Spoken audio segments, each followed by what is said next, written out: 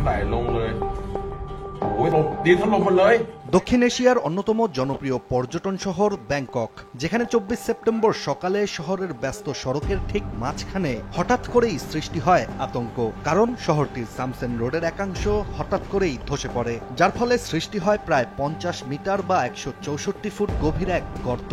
আর এই গর্তটি তৈরি হয়েছে ঠিক বাজিরা হাসপাতালের সামনের অংশে চলমান এমআরটি পার্পল লাইন নির্মাণ স্থলের ওপর। ভয়াবহ ওই ঘটনার কিছু ভিডিও সামাজিক বিভিন্ন যোগাযোগ মাধ্যমে এখন ভাইরাল, যেখানে স্পষ্ট দেখা যায় কিভাবে একটি সচল সড়ক নিমিষেই উধাও হয়ে যায়।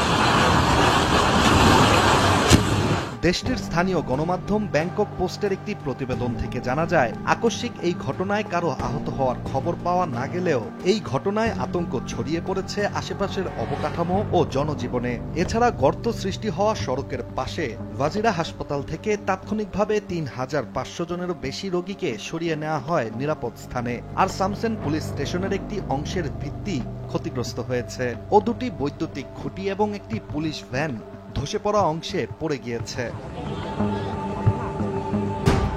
ভাইরাল ভিডিওতে দেখা যায় রাস্তার উপর দিয়ে স্বাভাবিকভাবেই গাড়ি চলাচল করছিল, আশেপাশে মানুষজনও হেঁটে যাচ্ছিল। তারপর মুহূর্তেই এক ভয়ঙ্কর শব্দের সাথে রাস্তার বিশাল একটি অংশে সৃষ্টি হয় গর্ত। এই অবস্থায় কয়েকটি গাড়ি ও একটি পুলিশ ভ্যান গর্তে পড়ে যেতে দেখা যায়। এদিকে স্থানীয় প্রশাসন এবং এমআরটি কর্তৃপক্ষ দ্রুত ঘটনাস্থলে পৌঁছে পরিস্থিতি নিয়ন্ত্রণে আনার চেষ্টা চালিয়ে যায়। এছাড়া ব্যাংককের প্রধানমন্ত্রী অনুতিন চর্ণবীরাকুল নিজেও ঘটনাস্থল পরিদর্শন করেন এবং জানান, ক্ষতিগ্রস্ত টানেল ও সড়ক পুনর্নির্মাণে অন্তত 1 বছর সময় লাগবে। আর এই ঘটনা নিয়ে মন্ত্রিসভার বৈঠকে জরুরি আলোচনা হবে বলেও জানিয়েছেন তিনি। অন্যদিকে এই ভূমিধসের কারণ হিসেবে বিশেষজ্ঞদের ধারণা, টানেল ও স্টেশনের সংযোগস্থলে মাটির নিচের গঠন দুর্বল হয়ে পড়েছিল, যেখানে মাটি এখনো নড়ছে এবং বৃষ্টিপাত হলে পরিস্থিতি আরও খারাপ হতে পারে। ব্যাংককে এমন ভূমিধস কিংবা সিঙ্কহোল সৃষ্টি হওয়ার ঘটনা এটাই প্রথম নয়।